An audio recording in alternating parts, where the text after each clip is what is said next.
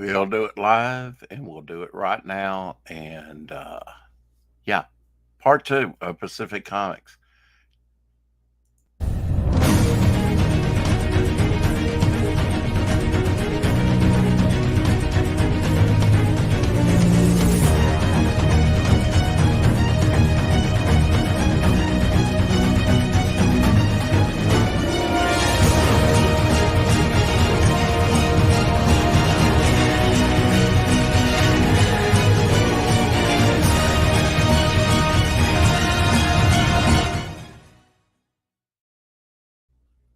See if I go early enough, I can play a trailer.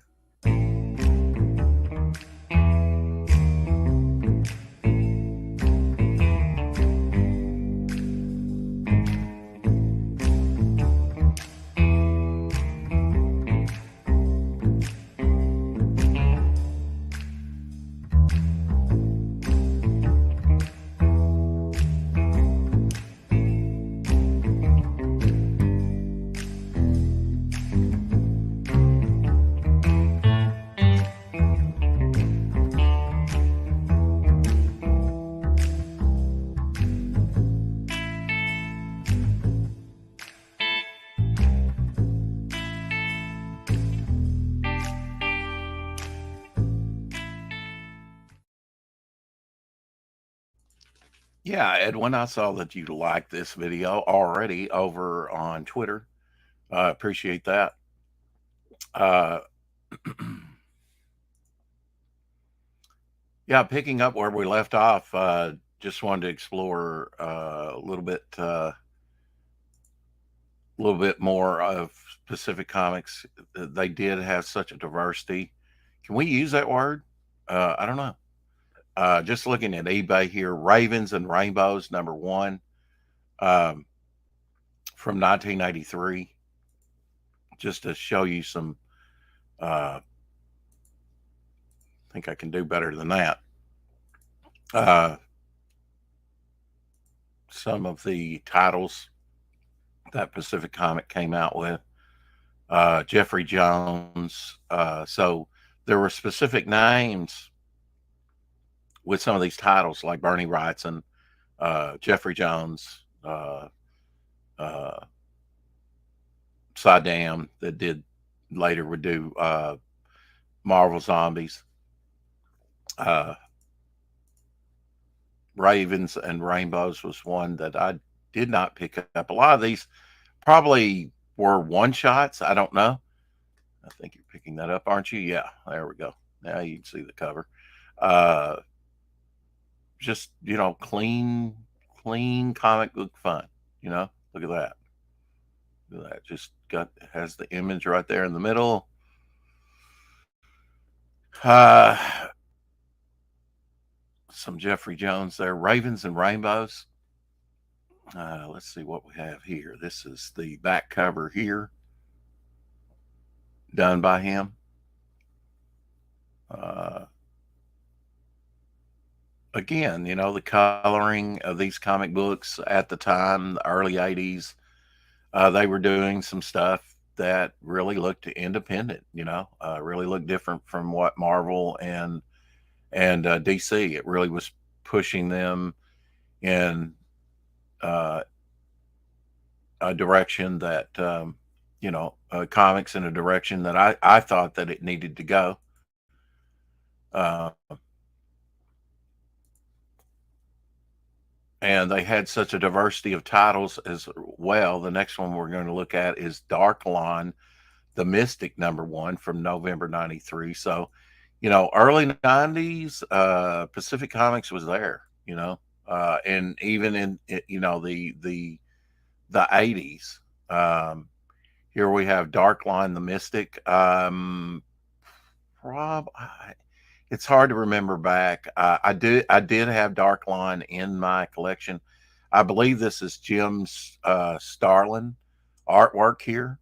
That Jim Starlin did Darkline. I don't see a signature there. I see hints of his work here. It does look different from his other stuff. I may be wrong about that, but I believe this is Jim Starlin cover. Um, like I said, a lot of these were probably one and done issues. Um, so very easily collectible, as you can see here. You can pick up a copy in very fine condition for $1.59.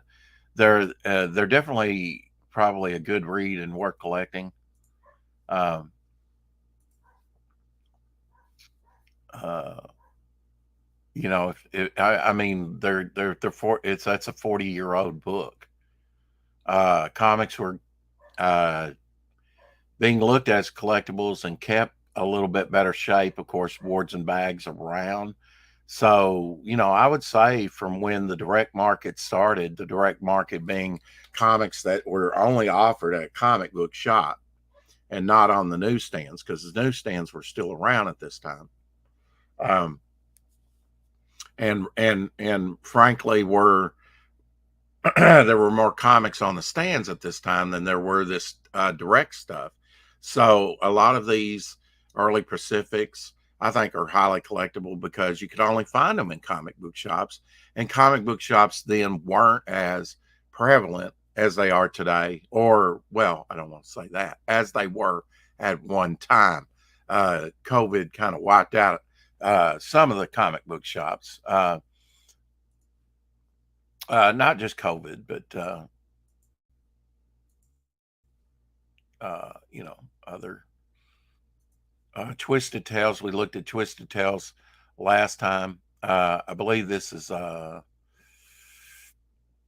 really I can't tell by the signature. I believe it's Corbin cover. Um, just take a look here. Twisted Tales #3. We didn't show the cover to that. Me and Old Rex. Wow, that's the title of the story. I definitely need to get this one because I like to collect comics that have my name in it. Um, Often, an awesome T Rex cover. I do self identify as a giant lizard sometimes, T Rex. Bang a gong, get it on. But yeah, Twisted Tales. Yeah, Corb. It says Corb. Now that I bring it up this way, I can see the signature. It's not blurry. Yeah.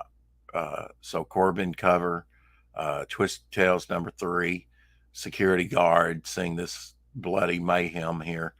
T Rex on the rampage. Looks like maybe at a zoo because there's bars there. I don't know. Don't know what's going on. Obviously, a human head there. A lot of blood. A hand there.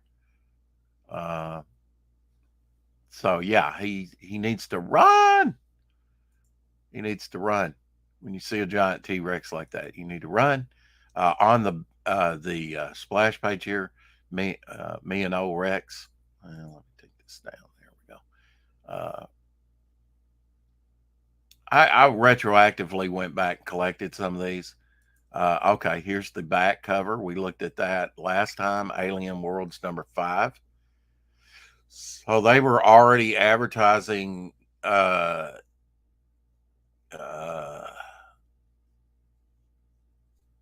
projecting into the future, what was coming out in June, it says, written by Bruce Jones, Alien Jones,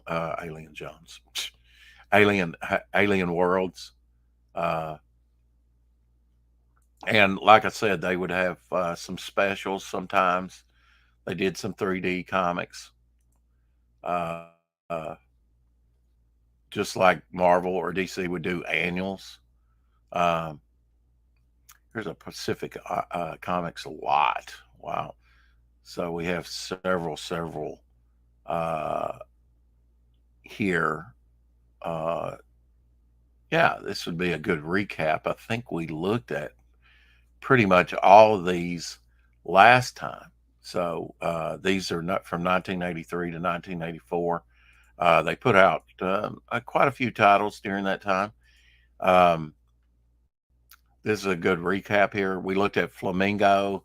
Again, this is, I think, reprint material going all the way to one of the early black creators. We would call it Cheesecake Girl artwork. He drew Phantom Lady and Flamingo and other things. Matt Baker. I love this Erie Pacific Presents Erie Smith. Just a great, probably Tom Yates cover. There's Pacific Presents, the sort of noir cover. I think that's 3 and 4. Then you have a very Conan looking by Barry Windsor Smith, Pathways to Fantasy.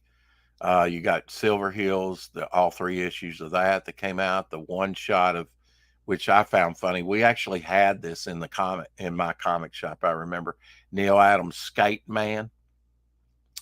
Somerset Holmes, I think she had a 6 issue run. There's 4 issues of it. Thrillology, which was a Tom Yates cover, looking very uh, Merlin wizard like on the cover. Vanguard Illustrated, just very cool. I think maybe Al Williamson cover. There is George Perez cover there.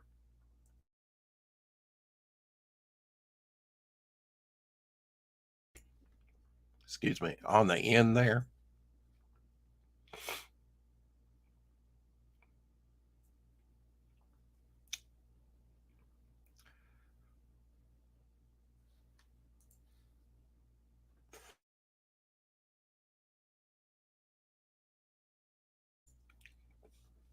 Losing my voice already. Mm.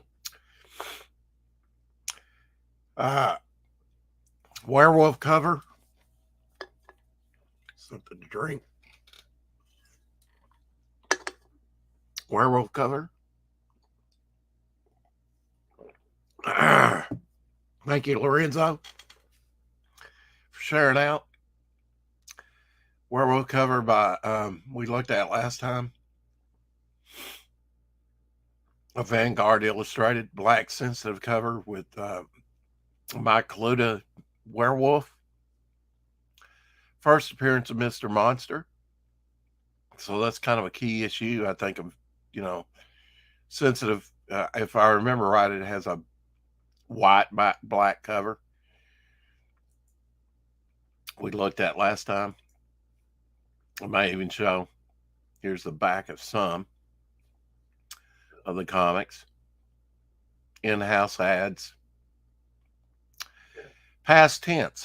We haven't come across past tense yet, but black sensitive covers are white ones like this. White tends to show dirt. Like I can see, I doubt that that's on this issue. If you look up on her shoulder, it's got a speck. Shows that stuff, and then fingerprints, things like that, scuffing with the black. You can get both like this. This is black and white with a little red thrown in there. California Screaming. So there's another thing. Key witnesses. I don't know. On sale soon. Here, advertising, or sometimes it would say on sale September, February. Give you specific December. Um, all that has to be taken into consideration. These aren't new books. They're like 40 years. And as I said last time, sort of my rule that I've kind of thought, okay, what I consider a back issue, 40 years and 40 years and beyond, older. Um, a lot of this stuff just seems new to me, you know.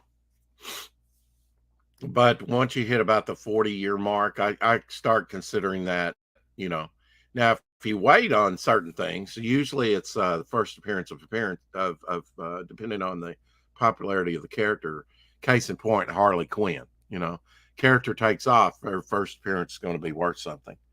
There are other factors, I think, for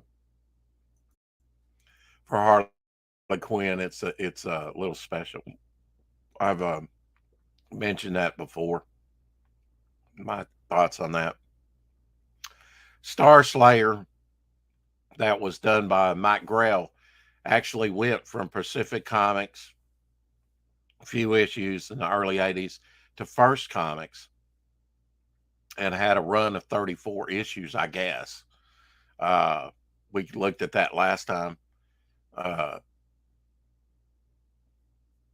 So it probably had the lengthiest run, and early Rocketeer ads, uh, uh, uh, you know, uh, Star Slayer #2 had one had a Rocketeer ad. #2 was the first Rocketeer. You had the first Grimjack in there. Uh, so on those early issues, there is some collectability for sure. Of course, Vanguard Illustrated #2 we looked at last time. Wow, this one's PGX 9.9. Dave Stevens art on the cover, probably on the inside too. That came out in '82. We looked at that last time. Um, the Phantom Seahorse, Pacific Comics Club. This was something new that I hadn't seen. Uh, I think Pacific Comics might probably is still around, doing sporadic stuff. I don't have a year on this. I'm looking. I don't see a year on this. It covers the Phantom stories from January 22nd to 1940 to uh, July 27th, 1940. But I'm not really familiar with their Pacific Comics Club, exactly what that is. Sorry, this was something new that I discovered looking at these Pacific Comics. Lee Falk, of course, with the Phantom, was back in the pulp era. Um, and Pacific wasn't above reprinting uh, some of Bernie Wrightson's old stuff, or some Matt Baker's old stuff in the 50s and 40s. They had reprint books, but that was an exposure to a new generation, I think, to some of that stuff. Uh, Up and coming collectors like myself that didn't know that much about the history of comics, but I was eager to learn. Um, I knew the Phantom if I'd seen something like this, but I never saw anything like this. This may have came out later. I think we looked at a book that they came out in past 2000 from Pacific, so they may still be doing some stuff. I remember the Pacific catalogs. We looked at one of the Pacific catalogs. Um, I just love that they had, they had artists that had been in the business for a decade or older, but at the same time, you had new and upcoming artists that I had not seen before, like in Rocketeer or Alien Worlds uh, covers, or he was all over the place at Pacific there early on. Dave Stevens, loved Dave Stevens, good girl, retro cheesecake looking stuff. Pacific Presents #2. I don't think we looked at this cover. So this is a 9.6 Pacific Presents. I would, every time that I would see Pacific Presents like 1 and 2, I would pick it up, the early Rocketeer stuff. And little did I know at the time, probably, or maybe I had it and didn't think that much about it, but Star Slayer, that he made his first appearance in Star Slayer too, but an early ad in #1. So, if you're one of those that go, oh, he's made an appearance in an ad, that's his first appearance. Kind of like me. His first appearance, his first look is his first look. Pacific Presents The Rocketeer on the Spot. So another great with The Missing Man by Steve Ditko. Just said Ditko. Wasn't really aware of Steve Ditko at the time. On the back here, another great Dave Stevens cover. One of my favorites from this time period, Alien Worlds #2, with Aurora and her little sidekick there. Just wonderful. He always added, it seemed like his style into comedy. Cheesecake Girl comedy, it's just all done on better paper than Marvel and DC were doing at the time, with the uh, colors different. Uh,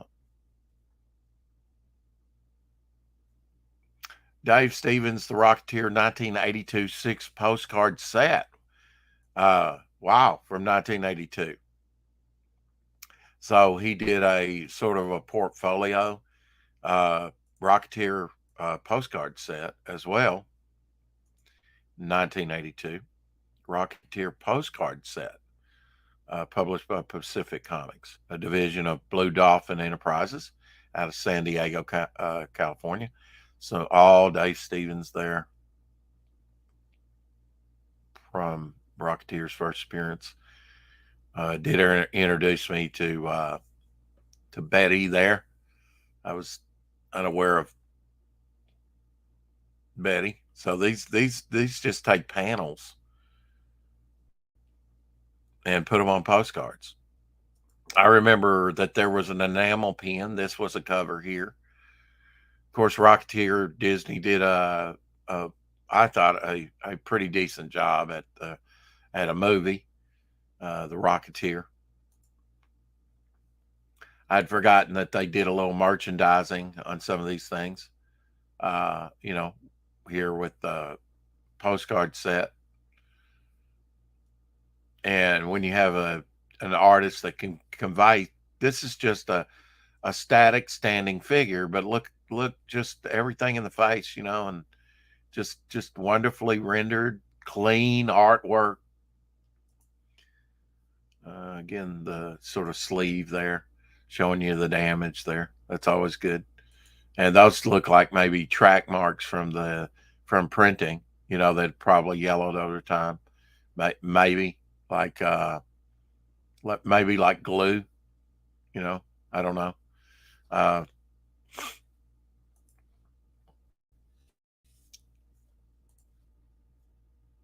I remember they did an enamel pen. I had a couple, and I may still have the enamel pens. Actually, the little Rocketeer. It was just his helmet. That was pretty cool. From 1985, I've not seen this Euro novel number one. Not seen this one. This is probably just a quick glance at it. It looks like it may be Alex Toth artwork. So let's take a look at that. Black sensitive cover here. Uh, Not around the edges there. This one's seen better days. You can see the bend there. And it looks like, just looking at it like here, looking at those faces, it looks like Alex Toth artwork. Does it say? Written and drawn. Okay. No, but I bet he's influenced by Alex Toth. Uh, Attilio, how do you say his name? Well, you can read it for yourself. How about that? Micheluzzi. Yeah, I never even saw this one. Uh, Seen better days, but wanting $30 for it. Of course, you can ask anything you want, but for it, um, definitely, if it doesn't break color, um, that kind of hurts it right there. Uh, but I don't see any breakage of color. That one shot up here up top, might look a little. Other than that, it looks pretty clean. Some whiting around there, edging. But yeah, I don't know about $30 for this thing. You know, it's probably not that thick a book. It is saddle stitched.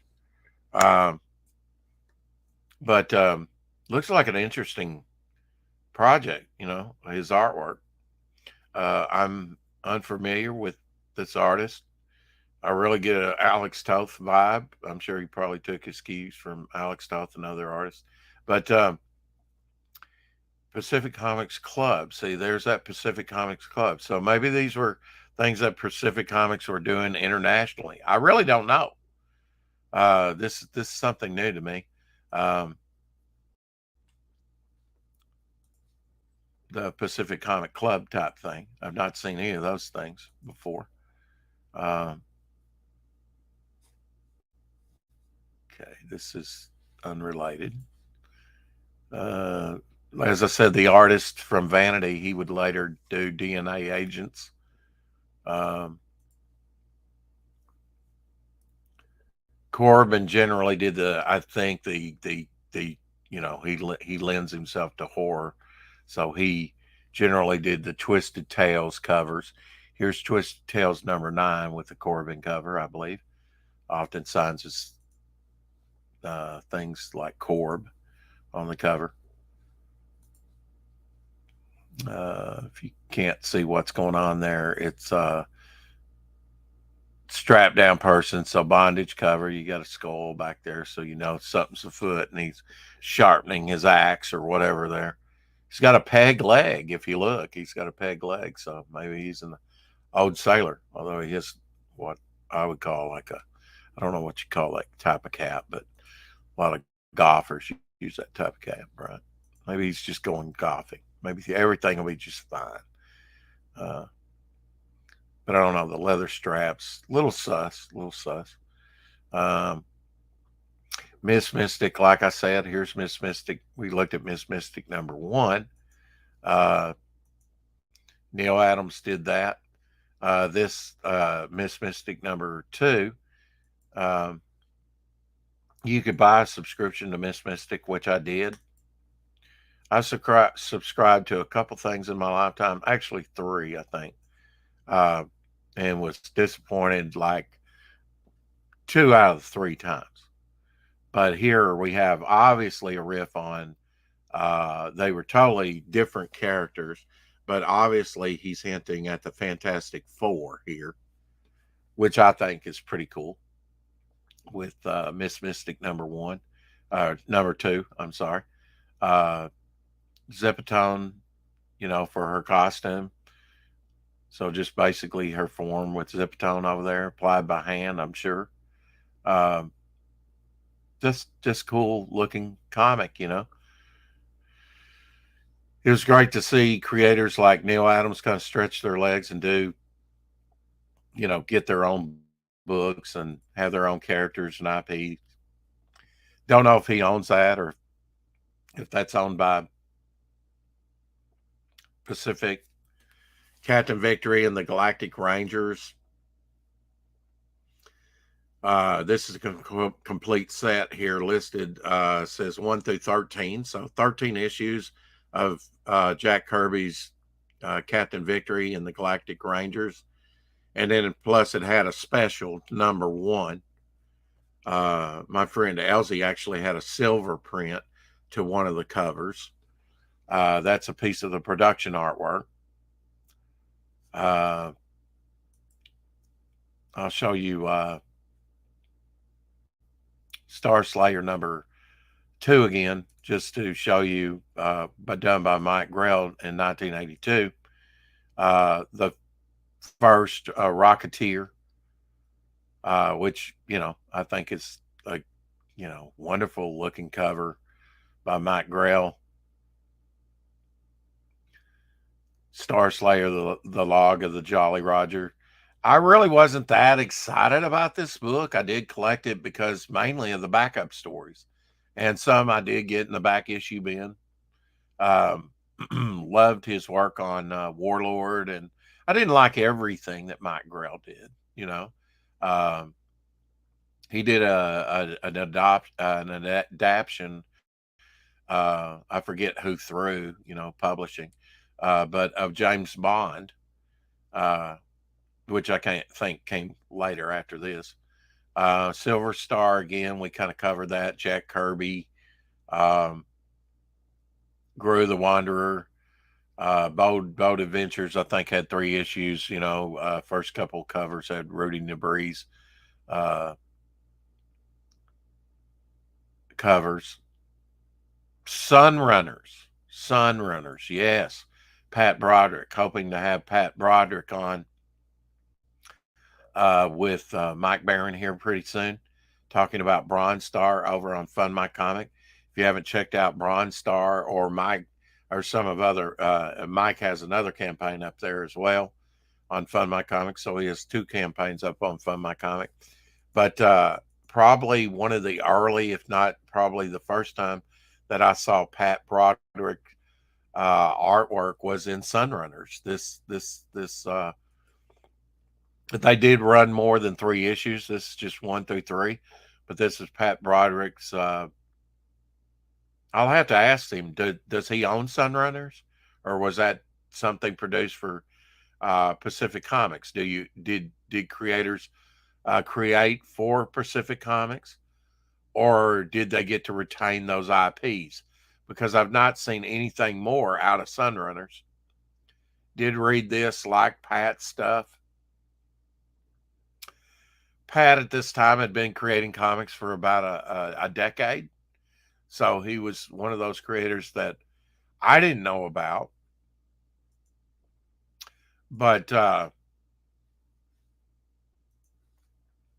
had certainly been out there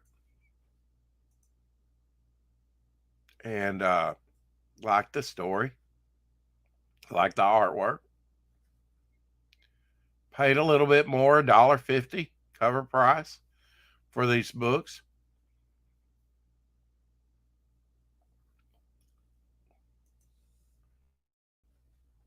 Which wasn't a fortune, but certainly more than what cover price for a Marvel or DC was at the time. But it was just such good stuff. Did I collect everything? No, but I definitely picked up any Rock Tears and things like that with Pats, Sunrunners, um, the occasional Bernie Wrightson, Master Macabre. Some of the stuff I would catch on in the back issue bin as well. As my comic book shop would have would would often pick up batches of go to like Memphis and sort of flea market, and he would take his comics, and I think I even saw him over there one time. Um, Here's number 5 of Bernie Wrightson's Master of the Macabre. But now see here, this is switched over from Pacific Comics #1 to Eclipse Comics. So some of these titles went over to First Comics, like Star Slayer did. Some of them, like Bernie Wrightson's Master of Macabre, went over to Eclipse Comics. We'll take a look at Eclipse Comics probably next time. Wide host for a very long time in the 80s, and quite diverse. I had a lot of these when they first came out. There's that Twisted Tales #3. Uh, and then the Mass Man. I collected the first couple of Mass Man. That was published through Eclipse. Eclipse pretty much doing what? Look at that. Pretty much doing what Pacific Comics was doing. I don't know if Pacific Comics kind of distributed, and gave it up to Eclipse. I don't know. I was surprised that recently Mike Baron said that First Comics was still around. I haven't seen, they don't do a lot, just the occasional book here or there. And I get that. Um, Definitely since the early 80s, where it was like almost the Wild West, where you had, okay, wow, um, uh, you're charting new territory. You're using new paper beyond just pulp paper, newsprint paper, as the big two did, Marvel and DC. Um, I remember when from Eclipse Comics when um,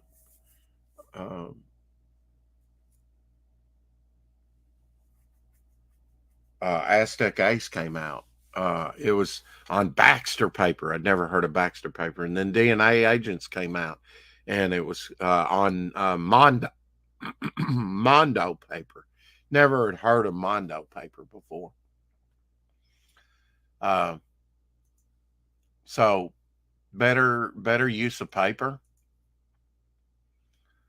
Uh, Here's something from Pacific Comics that I never saw through Pacific Comics Club. An earlier outing by then, 1977, Flash Gordon the Usurper. So this is not in English here. So I take it some of these specific were more international. That might have led to the early American stuff, you know. So good on that. And it's good Alex Raymond, Flash Gordon stuff. So I think, and this says Publications Tahiti. So some of these books may have been probably were printed out through this Pacific Comics Club, were printed out of states, distributed out of states. Joe Kubert's, if you want a copy of this, I've got a copy of this for sale on eBay. Joe Kubert School. I have several copies of this that I bought. Never seen it back in the day. A few years back, I bought a whole bunch of them. Like I said, a lot of Pacific Comics are affordable. They don't have to be, but out of the Joe Kubert School presents the first folio. Joe Kubert, excuse me, cover here. Sort of fantasy, mystical looking cover. Didn't see this one back. Well, I might have seen it and went, yeah. There was a lot to pick from. That's what I liked about. And some books that, like Freakwave, like I talked about last time a little bit, I thought were just brilliant. Definitely going to put a watch on this. This is not, if I can, maybe I'll just add it to my cart there. Oh, it says select. Okay, so this particular thing has just independent thing. They make it difficult here. Blackthorn was another publisher, Hamster Vice, yeah. With Ninja Turtles, I guess we can look at some of the, look at this, show you what I'm looking at here. This is just like, you have to select here on eBay which you want. The grips captured for the Silver Wolf Comics. Same person had Greater Mercury Comics. These things are limited. Grips there was by I'm drawing a blank. It's on the tip of my tongue. Oh, let's see. I met his brother once briefly. Still doing artwork, leveling up. There we go. Why don't I just look up here? Tim Vigil. Chris Silver was the one that had Silver Wolf and Greater Mercury Comics. Very simple, colored, independent, very grunge. I mean, independent, low key comics. Hardly did any distribution whatsoever. I mean, I've seen in their letter page where one of their comics had like 350 print run. That's minuscule. But there are some gems like Grips, done by Tim Vigil. Of course, Tim has really leveled up since this time. He's really done some things, and it's doing some things that are quite exciting. Grips was looked at as like a more violent Wolverine, was the thing that was said at the time. I'm not sure who this is distributed through. The Adventures of Captain Jack. Really don't know. I think I've seen it before. There's another one. Oh, Fantagraphic Books. There we go. Fantagraphic Books was another one. Pacific Comics there. Let's see. Here's later Continuity Comics after, he kind of did Miss Mystic. I think Miss Mystic moved over to Continuity Comics, which was, here's Armor, done by Neil Adams. This is Neil Adams. Then you had Eclipse Comics that we'll look at. A lot of the British stuff through like Quality Comics. There's the Q up there. Eclipse Comics, Quality Comics, British early Brian Bolland stuff. Judge Dredd and other characters. This one being Axel and Press Button, Axel Press Button, whatever. Weird title. I had this one back in the day, black sensitive cover. Here's another one here. This one's a Dave Gibbons cover. Dave Gibbons had a long run on Green Lantern. He, of course, did The Watchmen. A lot of other things. Featured British artist. Here's another one. I've never seen this cover. More painterly. Very interesting. Egghead. See, Egghead. I don't know what the egg's all about. The British sense of books was, their comedy could be, bless you. Oh, thank you. Yeah, had to sneeze. If you didn't see the brilliant Professor Murph today, we had a great talk with Professor Murph. It's good to see you, Jason. Professor Murph having a War Party. And I'm glad I found War Party #1 at the comic book shop. I was so thrilled to be able to find my second sort of crowdfunded book. Looked at this last time. This introduced me to Gray Morrow. Edge of Chaos. The main character was Hercules. Boobies on the cover. Nothing covering up the nips. I think this is issue 3. Yeah, issue 3 from 1984. This was the last and final issue. I just loved it. It's still my favorite Gray Morrow artwork. I mean, book, that I've seen out of him. This was akin to Bob Layton doing Hercules over at Marvel, which was Bob Layton's first outing into comics, where he just wasn't an inker, but he was a writer. He wrote Hercules for the very first time in that Hercules limited series, micro series, maxi series that went 12 issues. Were like Camelot 3000 with Brian Bolland were a big thing.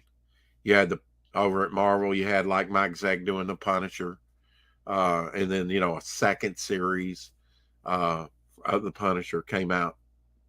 They would capitalize. Well, that was popular. Let's do another one with another artist. Which I don't think was as popular, but leave it to Marvel and DC to exploit a good thing and beat the horse to death.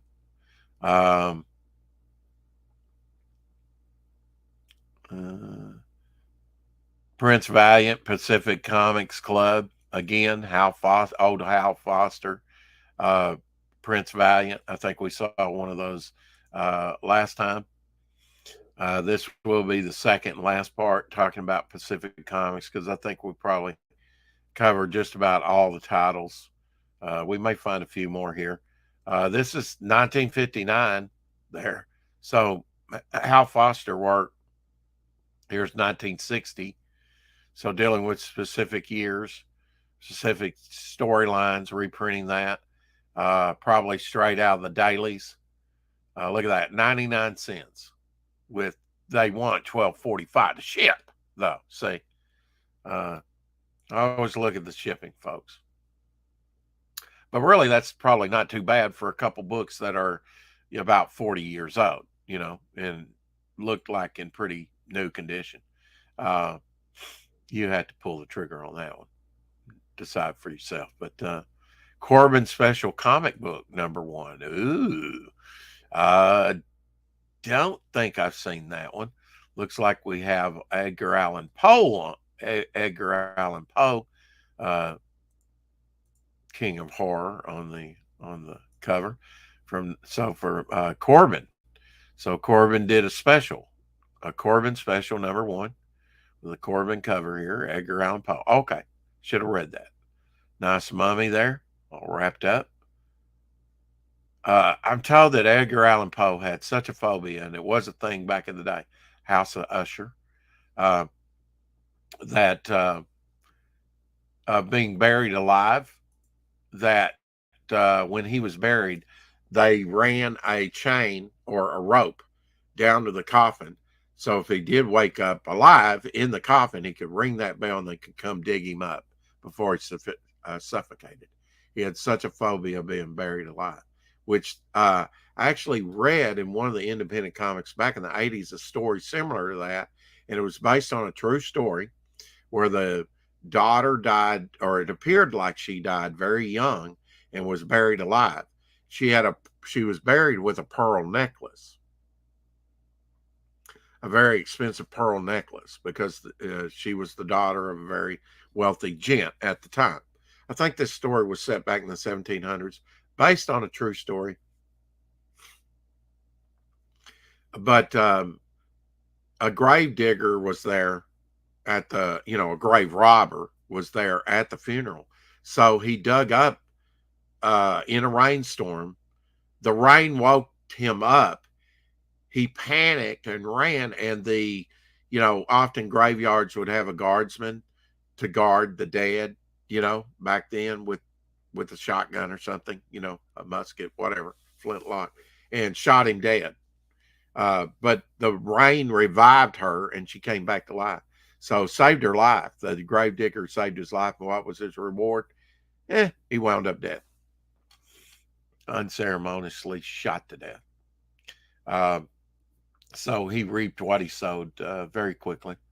This is interesting. Um, if I'm looking at this right, this is cool. This is cool.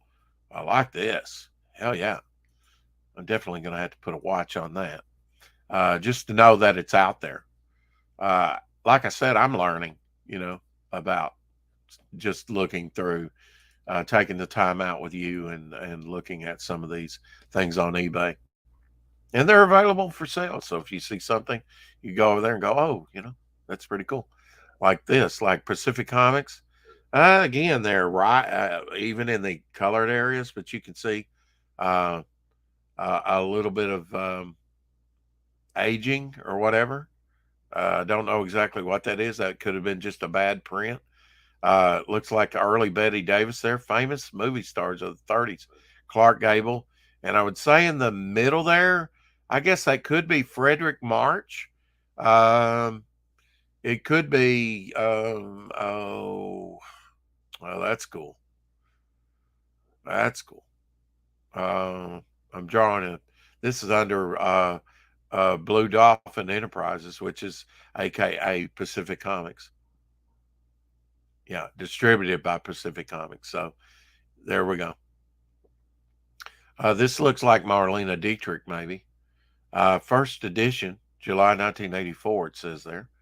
Uh, just these little checkbook size. I think this right here is actually not on the back. Looks like they've opened it up and that's maybe on the inside. But that's pretty cool when you see uh, a collection of movie fans and nostalgia buffs. Mm, four. Okay. Interesting. I'd say that's Frederick March. It looks like Frederick March. Frederick March did the 1932 version of um, Dr. Jekyll and Mr. Hyde. One of the better versions. It's far superior, I think, to the 1944 Spencer Tracy. They at least had some great makeup. It was pre censorship, pre code in movies. That happened in, I think, like 34, 33, 34, right in there. Excuse me. King Kong is one of those movies that was pre code. Uh, so, you might have seen the censorship came in, so we're showing some nudity and some things that we object to. And uh,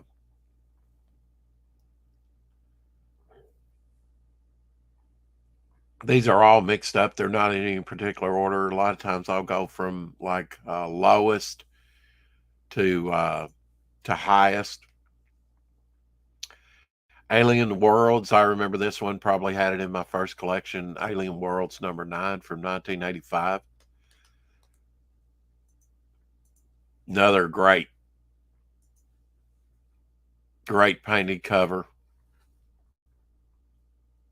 Recommended for mature readers. They would put that on some of their material. That's a John Bolton cover. I guess it's signed Bolton.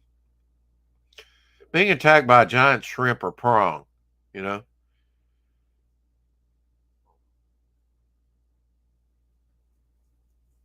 Very cool. Black sensitive cover on the back. You can see the damage there on the corner. Like, I don't know why they're showing you the yellow tape, but Bruce Jones Associates. So I don't know what the contractual deal had. Maybe when we have Pat Broderick, we can ask him about his specific comic run on Sunrunners. Maybe we'll see here a run of Sunrunners, and it will tell us how many issues that actually ran. I had forgotten that some of the, like Star Slayer, went over to First Comics. I had forgotten that some went over to Eclipse Comics. A lot of them just died out. I have not seen one of my favorites this time around. Oh, I did on the first episode the other day. Here's a Jungle Gym #3 through the Pacific Comics Club reprints Jungle Gym stuff. Again, that's kind of checkbook size, a little bit different. Uh, oh yeah, Alien Encounters #3, another wonderful cover. I'll show you. Sort of a cyborg or android working on herself there. Around the time of Terminator. Well, right before Terminator came out, as a matter of fact. Terminator came out when I was a senior in high school, which will be next year, 40 years. So Terminator will be hitting 40 years. Uh, Alien Encounters #3 from 1985. Uh, that was one thing that impressed me. They had painted covers. You hadn't seen that. You'd see that in the back issue bin with like Gold Key Comics, uh, Dale Comics, but not so much. Not so much with the big two. Um, Occasionally, you'd see a painted cover, but with the independents, man, you just got to see um, uh, painted covers on a regular basis. It was refreshing. Um, Here is a book that I do believe I own in my collection. Wild Animals #1, done by Scott Shaw. We looked at a comic that he did, and he's kind of riffing because that hog there looks like the Incredible Hulk. Um, You All Gibbon, featuring the return of You All Gibbon. Just funny animal, wild animals, anthropomorphic antics of funny fauna. So they were which was big in the 40s and 50s, not just the mainstream like Mickey Mouse or Scrooge McDuck or anything, but lesser known characters. That during the Golden Age, there were all kinds of anthropomorphic, you know, bipedal uh, animals and independent comics like Pacific Comics by Scott Shaw that would later do other things. This might even be, I don't know the way it's done. It might even be a painted over like photo, you know. I don't know. It's probably not, but it could be. Uh, I don't want to say partial photo cover, but that's a little known comic that probably didn't sell well. That didn't get, if you like if you like Scott Shaw, I have to show again because it's George Perez, uh, Vanguard Illustrated #6. Was like, wow, George Perez. Yeah, I jumped on that real quick because I was reading the Vanguard Illustrated, which was, if I remember right, kind of a um, anthology, something different.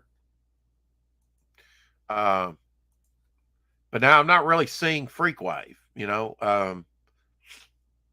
Johnny Nemo, some of the things that really excited me about Pacific Comics. Um, here's Twisted Tales. Did I see? Did I? No. Okay. Twisted Tales #2, another Corbin cover. Wonderful, wonderful cover. One of the best I think that Twisted Tales uh, had actually, with the bloody axe and this is EC horror level stuff. This is beheadings and hands, feet hanging from his belt.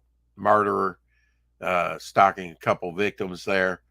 Uh, Bernie Wrightson level stuff. In fact, this is a Bernie Wrightson cover. So no wonder I like this one. Uh,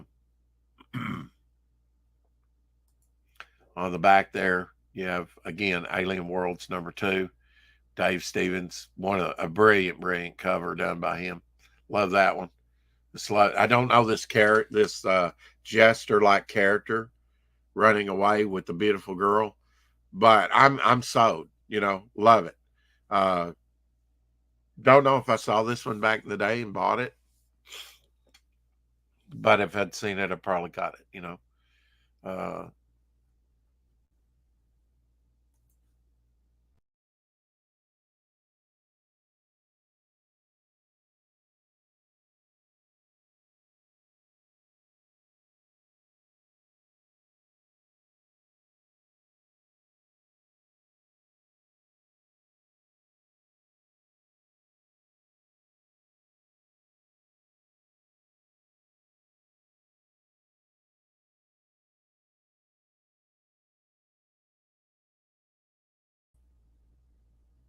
Maybe I'm being sent a message. I X'd off the wrong thing, you know. Uh, and kicked myself. So there's that. And Bernie Wrightson Master of Macabre #2. Don't know if we showed that cover. I'll show that real quick. Uh, I think we did last time. Just iconic. I think they took, what was cool is that they would take a panel from the story and make it the cover. Um, so this scene you would revisit in the comic. Somerset Holmes, that ran for like 6 issues. Brent Anderson, this probably introduced me to Brent Anderson's artwork.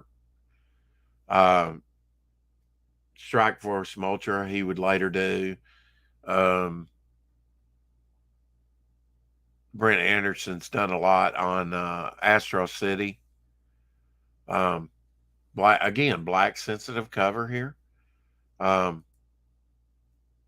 black on the front. A lot of these things are going to become collectible, I think. They're coming up on, uh, like I said, 40 years and back issue status.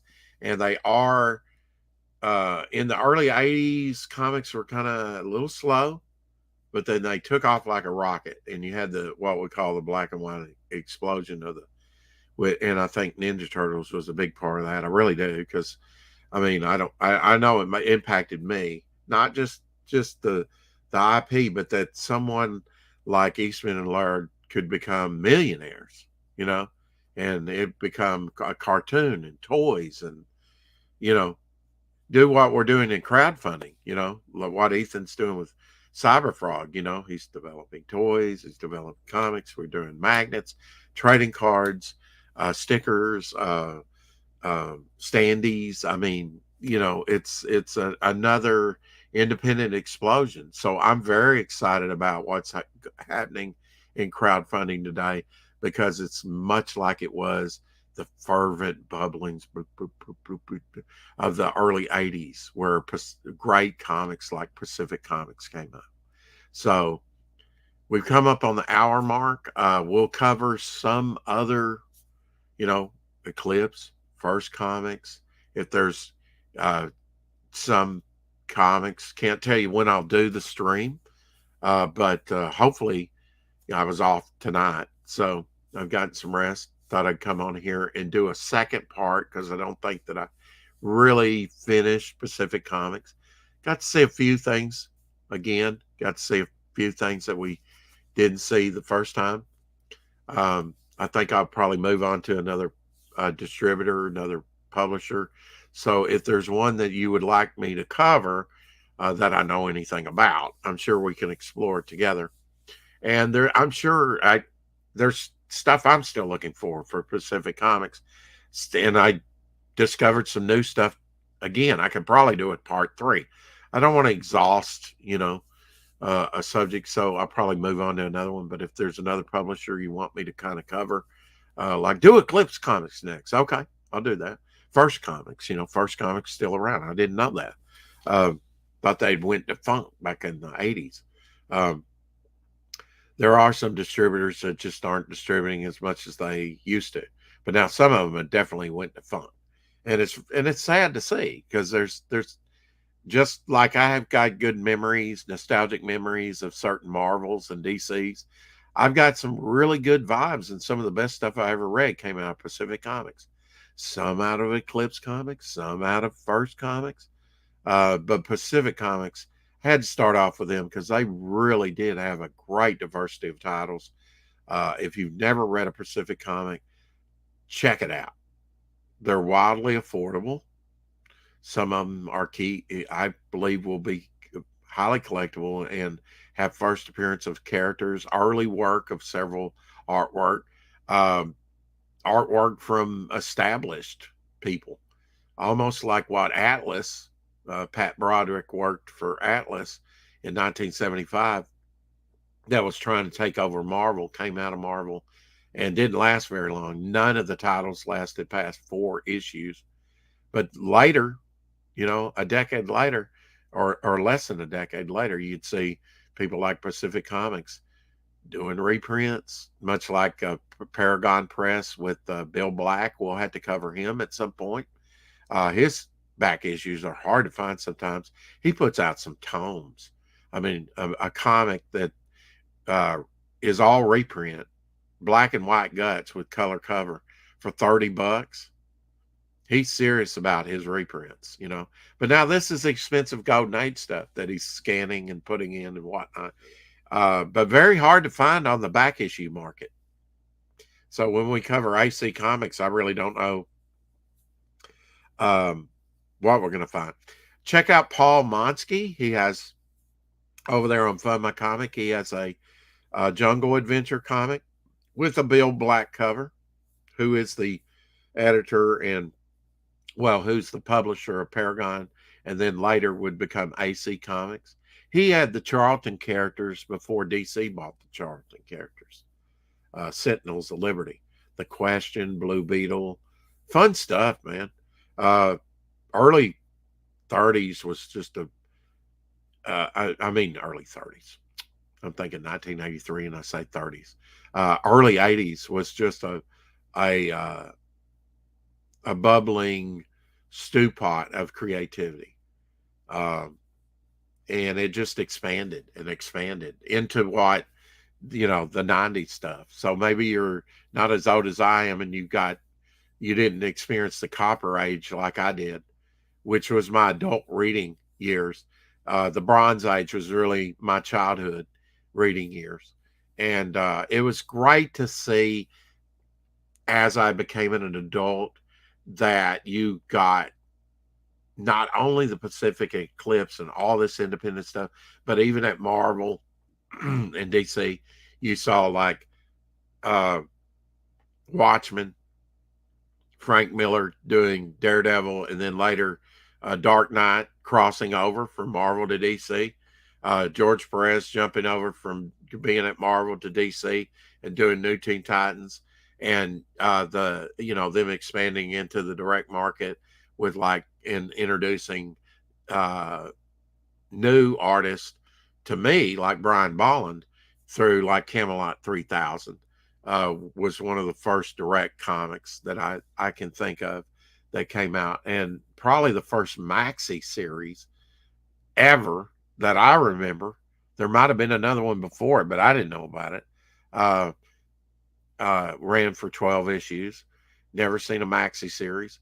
Uh, Ninja Turtles, where you kind of spoofy fun, would do micro series, issue one of one. Yeah, it's a one shot. Just call it a one shot. But no, they had fun and called it a micro series. Uh, Mini comics were on the rise during this time. I actually saw the creator of Cynical Man in 1985, I think it was, up at Chicago Comic Con for the very first time. So people are making independent mini comics, much like in the our Robert Crumb did back in the day in the 60s, around Haight Ashbury and other things, selling comics out of his trunk, making comics fun again. And I think that's what crowdfunding's doing in the independent market. So I'm excited about what we're doing. You got, like Jason, you know, with his unhinged entertainment with Absolute Book of 1 and 2, which, hope one of these days the trade paperback does fund and that we get, all that, both issues together again, maybe with some additional in it. Still waiting on my unhinged beanie with the little UE on it, which he had to tell me what that meant. But, because lead is not the only dense thing around in the universe. Um, some of you'll get that. Some of you, maybe you'll get it later. Anyway, I often do get a joke later. That's why I'm 10 minutes behind Jason. Uh, and go check out Frog G, which he's working on. That's off the chain, him and Ink Spots. Um, Great stuff.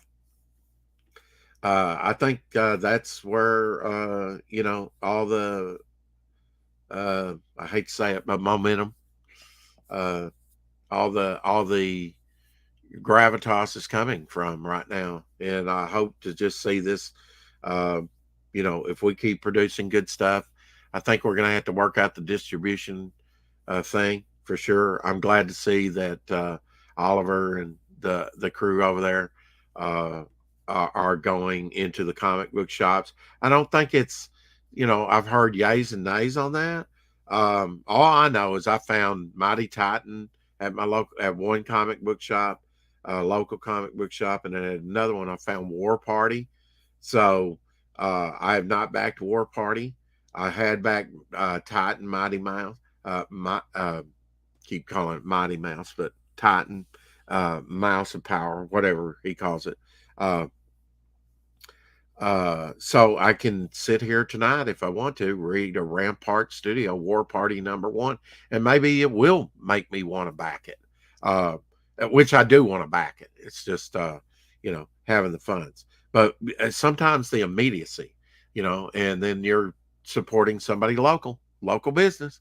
So I was glad to see just that War Party was there, and it has a variant wraparound cover that you can't get anywhere else except maybe on his website. Um, Rex, you have the beanie on your comics, so I can't fulfill it until the comics are printed. Yeah. Oh, yeah, yeah. I understand that. That's the Frog G beanie, but I'm talking the unhinged beanie that your character wears that just has UE on it. I think that's so cool, and that I didn't catch that. I love little Easter eggs like that. Uh, I just think it would be cool to have an unhinged and just do it like, okay, I got a character, it just says UE in there, which is a nod to Unhinged Entertainment. If you tell people, hey, this is Unhinged Entertainment, you just have to put a UE on there, not even the whole logo, you know, and people would probably buy it. They love your stuff, Jason. I was looking at a couple pieces of artwork that you sent with Absolute One that had a piece from 2014, 2015.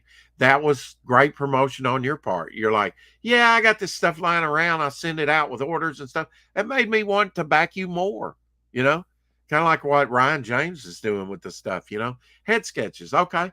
You know, if you signed up for Octagon, you get a t-shirt, you know, that's awesome, you know, and he can afford to do that and wants to do that. And I think that'll garner him some backers next time for sure. Maybe on the black and white edition coming up on Fund My Comic. But yeah, I think when like Luminovox, we're running a little late. So Garcia Lopez, I'll do a second book. Not everybody can do that. And that thing was thick, volume 2, almost as thick as the first one. But now he made good numbers, you know, past 50,000. And Professor Murphy was talking about that earlier today. You know, once you get laugh out loud, no, okay, I got you. I'll still be after. You know what? I'll probably just get a beanie and put UE on it.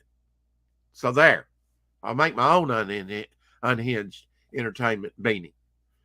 And I'll do it in gay colors. So there. Sorry. You know what? I'm going to give you a bonus, okay? Because I've got these handy. I didn't show these on the show today because we had Professor Murphy on, and I have shown these before, but just a treat. I'm not going to open them up and show you. You'll just have to trust me. These are some straight out of my safe, okay? Had them out, hadn't put them back in the safe yet. Can't stop you. Laugh out loud, right? I'll be the only one with an unhinged entertainment. And I can get rid of this Got Pass hat. I'm not going to do that. Anyway, double covers. A lot of you have never seen a double cover. You know what a double cover is. There's actually a cover under this existing cover. So here you go. John, a bonus at the end for you, the people that stayed to the end. So lit. Jason, I knew you'd be up right now. Needed some good content. So I hope you enjoyed this stream. If you did, hit the like button, of course. Some John Buscema there. Avengers number 75. Beautiful. Double cover. I got on a kick of buying double covers. In my lifetime, I've had 4 covers. That was a Superman, probably Action Comics. And I had a triple cover I found off the stands once. Found a couple double covers. Those are gone. Burn up. I've seen 6 covers. 6 covers. Graded. When they CGC grade or whatever, CBCS, PGX, they take the inside grade. So 9.8, 6 covers. They grade all the covers. Had 6 covers on it. I know how that happens because I worked at World Color, a bindery. Hey, Ray. Leighton Gay. Ha. How's everyone? I'm good. This is a double cover here. I think kind of a obscure, you know. Meet Bingo. That Wilkin boy. But that's a giant Archie 20. Only reason I bought it. Double cover. From Gold Key. And I watched this movie when I was a young kid. Around 1970. I'm not sure what year this book is. Lieutenant Robinson Crusoe. Watched the Dick Van Dyke Show. Loved Dick Van Dyke. He was in a lot of Disney movies like Chitty Chitty Bang Bang, Mary Poppins. Well, later, early 70s, he did Lieutenant Robinson Crusoe, which was kind of the Robinson Crusoe stranded Tom Hanks story, right? Castaway, I think it was. So Walt Disney Showcase, which often had photo covers. So this is a double cover. If I was to open this up, it has a second cover just like it in there. 60-page fun catalog in that one. A fun movie. I actually need to add this movie to my collection. The Disney stuff I grew up with was actually pretty good. A newer book, but still coming up on 1987. 1987 here. Another uh, John Buscema cover. Tom Palmer on the inks. Avengers number 278, 75-cent cover price. That's when She-Hulk was in the Avengers, and Dr. Druid, I think, was his name back there. And then you had that version, which they're bringing into the Marvel movies, I think, of Captain Marvel. There's the Wasp, the Black Knight, um, Hercules, I guess, Captain America, center around the group. But this is a double cover. And from Charlton Comics, 20 center, issue number 23, all new stories and all new art, Ghostly Haunts, Echoes of the Spirit World. This on the bag, unfortunately, I'm going to have to put this in a new bag. It says 2 covers on it. So kind of obscure. Steve Ditko cover. So that's not written on the book on the outside cover. Thank God. I need to actually, after this broadcast, switch that out into a I believe I have a board and bag that this will fit in for sure. Double cover on that one. And probably one of my oldest, if not my oldest double cover, Terry Toons presents Mighty Mouse Comics, number 14, Golden Age 10 center. That has a double cover. And it's a non-glossy cover. So, a few gems from my collection. So, yeah, if you got any ideas about publisher you'd like me to cover next time, leave a comment. If not, I'll do what I want. You know, Eclipse Comics, something. When it comes to Eclipse Comics, I bought some back in the day. Of course, lost them with my in the fire, which was arson. It was avoidable. Didn't have to happen. Changed my life. That's all right. I got a better collection today than I did then. Still, I wish I had not, lost the 16,000. And it wasn't that. All that stuff can be replaced. All those great Pacific Comics, Eclipse Comics, anything that I bought. My collection back then was new. I bought new stuff off the stands and at the comic stores. That stuff can be replaced. It was the original artwork, the one-of-a-kind items. But there were a few things surviving. Somewhere around here, I have a T-shirt that's glow-in-the-dark Leonardo from 1985 that I got up there. But, yeah, I lost a lot of Ninja Turtle collectibles, things like that, because I went up there specifically looking for Ninja Turtle stuff, rare Ninja Turtle. I don't know. Because and that was more of an investment thing than liking the Ninja Turtles, which I did. But I got to experience Don Chen's radioactive black belt hamsters, chameleons, the trolls, just all kinds of comics that couldn't get locally down here. So yeah, when I went up there, it's like, yeah, give me that independent stuff. That's the stuff I really love. The stuff like Greater Mercury, Silver Wolf, some of these publishers that you probably never heard of, and Hall of Heroes with Cyberfrog. Cyberfrog, what's that? It'll never do anything. Snowman, yeah. Creed, yeah. You never know. Look at Grips. He was kind of known for Grips, and now he's doing, all kinds of stuff. So if you're persistent, keep with it.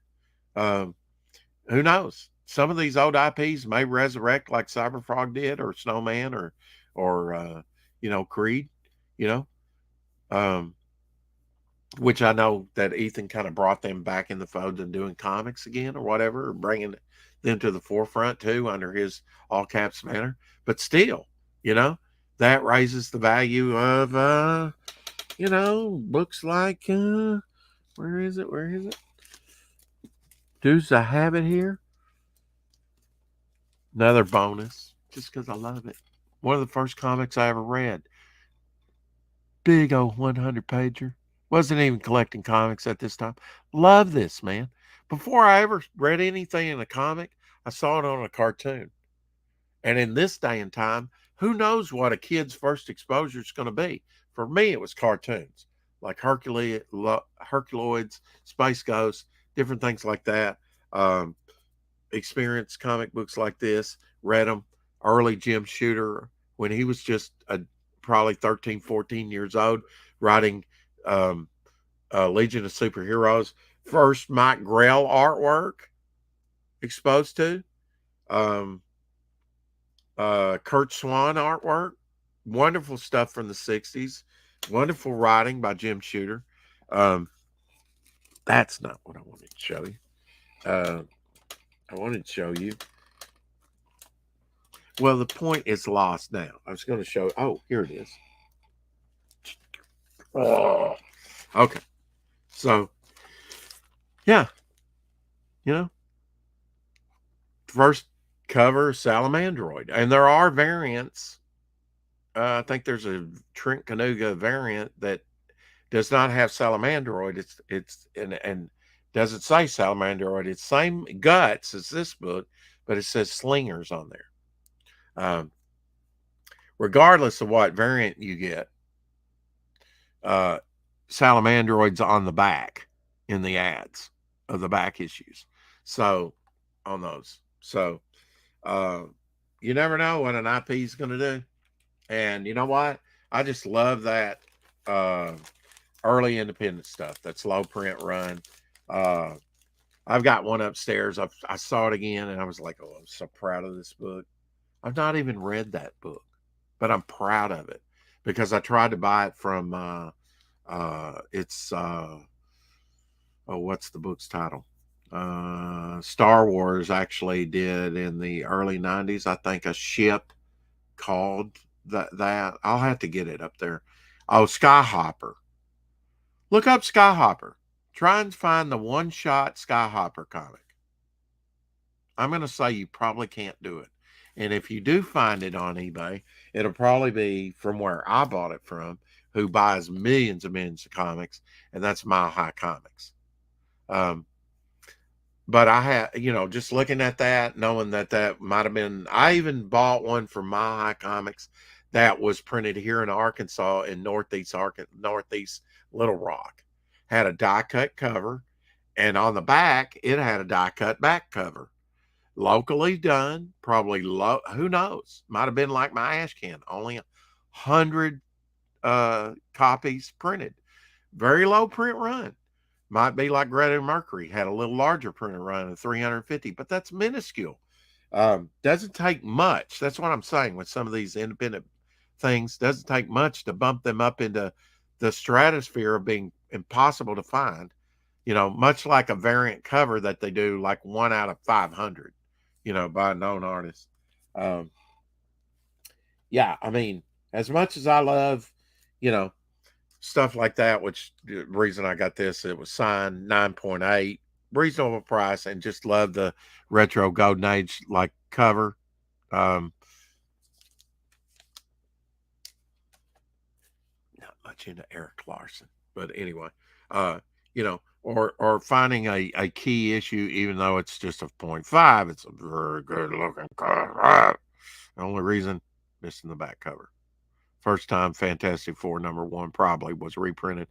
So much going for this book. You just don't find it out in the wild. And I looked on eBay. I mean, I looked at maybe 100 of these. I don't know. Less than that probably. But this is a good looking copy. Good looking copy. All things considered. I'll take it for what I gave for it. Hell yeah. Considering how much they paid to grade it and everything. Hell yeah. Probably never see another one again. Never say never. If you collect, never say never. I never thought that I would collect. I never thought that I would anytime soon have a Avengers #2, which I got that back in the 80s. Never thought I'd have an Avenger @1. Got that in the 2000s, I guess. Don't have it anymore. I sold it. The 2 I lost to my ex-wife. At least it didn't burn up in the fire. Didn't think I'd have Batman #7, I guess it was. Damaged it with tape. I got some stories. I do have Blue Beetle number 6 that I have not shown you, in great shape. 64 pager, I think, with one staple, wartime rationing. Uh, Need to have that thing graded. Wartime cover. It's not that exciting. He's there with like a rivet gun in his hand. But still, a rare book. Those things were recycled for the war effort. And a ream of paper like that with one staple holding it all together, how many of those survived? Uh, uh, and have not been restored in any way and are in like very fine condition. Hell yeah, and actually I have independent comics to thank for that, because I was buying from this one eBay dealer, and she had offbeat titles. You know, she had the offbeat independent titles, but there was a couple times with a couple books like Blue Beetle number 6 that I bought from her, and I paid the going rate at the time, like about $75 for it, which for that book was like, yeah, it's so rare, never comes up, great shape, no brainer. Still a lot of money. Paid the going rate out of the price guide. There was another old book that I bought from her. So thanks to dealing with this person with all these obscure independents and loving to buy from her, she came up with a couple of gems that I could add to my collection that are hard to find books. And they were in stellar shape. Now where she got them, I don't know. But they're in my collection now. And that's in the stuck drawer in my safe. I've got to get it unstuck so that I can show you what's in there. I've got a book this thick on Jack Kirby. There was only 60 of them done. And it was never offered up for sale. But I bought a copy from the guy that actually contributed to it and was part of that club that put out that book. There's some signed stuff in there. There's some Silver Age. I think there's a complete story. It's not mine. It's actually a friend's Flintstone story, Charlton story, original artwork. I think there's some Ibis pages. I'm not sure if that's in that drawer or not. I may that might have been in another drawer. But there's some complete Ibis story from the Golden Age. So, I house not only my some of my collection, but some of my good friend Elsie's that I've been friends with in 2025 will be 40 years that we've known each other. We've lost contact there for about a decade, but we got together. Uh, we got together after about a decade, after I was going through a hard time and stuff, and got back together like in '97. Lost track of him there for about a decade, but we're always considered friends. Uh, there was a time till I started streaming a couple years ago, uh, almost a couple years ago, come December, that we talk on the phone nightly. I got to fix that. I got to get back to that. Uh, Often I will talk to him when I'm out driving and working. Put him on speakerphone. Be safe, folks, about it, or Bluetooth. Um, but I'm glad my voice cleared up. My gosh, it's bad when you come on here and your voice starts to give out. Um, just looking around here, got all kinds of stuff. Yeah, I got all kinds of stuff I've got to do. Uh, and put up and organize. That's what I've been doing of late. I'm trying to get an early start since work is starting to slow up, which my work is seasonal. Uh, I'm trying to get things organized around here. Uh, this room can definitely use it. I get down and I show collectibles and stuff like that. Books like this, the double covers, they need to go back in the safe in case I did have another fire. I think my safe is pretty much empty now because I got everything out to show it at one point, never put it up. How sad is that? It's double walled asbestos. It's a bank safe. It's got 8 big drawers that actually had dividers in there, but I took the dividers out, so there's just big drawers that just kind of roll out very smoothly and roll back in. I think I cut out some carpet pieces or something some felt or whatever, on the bottoms and lined it, and put in rare collectible Pez, clicks, so it's not all, I've got like some 60s Pez guns, 80s Pez space shooter gun, things like that. But most of it's flat artwork, either original artwork or autographs or old books or something special about them like these that are double covers. It'd be fun just to get these double covers graded, but if I grade anything, it's going to be my first appearance of Harley Quinn. So I need to look into that, and not with CBCS or CGC. Forget CGC. Oh, just look that right out of my ear. But CBCS, that's who I'm going with. One big thing is they signature verify too, which is a big winner for me.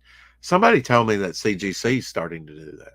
But now there's a video out there, and you may have seen it, where they're flipping through a Superman #1. Now, it has a cutout ad, but he's flipping through it like it's a brand new book. He's putting stress on the spine. It's like, and this is supposed to be one of the main graders, if not the main grader over at CGC. No, thank you. There's a lot of things that CGC leave out of their labels, the clarity of the case and stuff. I'm just not convinced that they're the, standard, I would rather support CGC. The guy worked for CGC, CBCS. I would rather he came out of CGC. I'm just, from what I've read up on it, and PGX and all the others, I say CBCS. If I take a slight hit, a lot of people are like, oh, it needs to be CGC if you want to get the highest. Well, I hope that changes, but it's not going to change. And they've done key books. I've seen some Golden Age. I've seen some Silver Age keys, very expensive books that CBCS has done. So they're catching up, hopefully, with and they have a section within, as CGC does, I think, also in the Overstreet Price Guide, which only comes out once a year. This year, the variant cover, one of the variant covers, I ordered 4 hard copies. They are in. I've got to pay for them. LZ's already paid for them because I ordered them over there at his comic shop in Tennessee. Dan Lawless, Frank Frazetta homage, Death Dealer cover. Check it out. You'll want to get one of those things. Maybe we'll meet Dan and have him autograph it. I got 2 copies for myself, one for Shadowhawk, and ordered one for LZ, so he can pay for his own copy. I'm a nice guy, but yeah, you know what? I could not give back to LZ. He's a giver. He's a giver. He's given me some of my rarest collectibles that I have. I have him to think about it, but we help each other.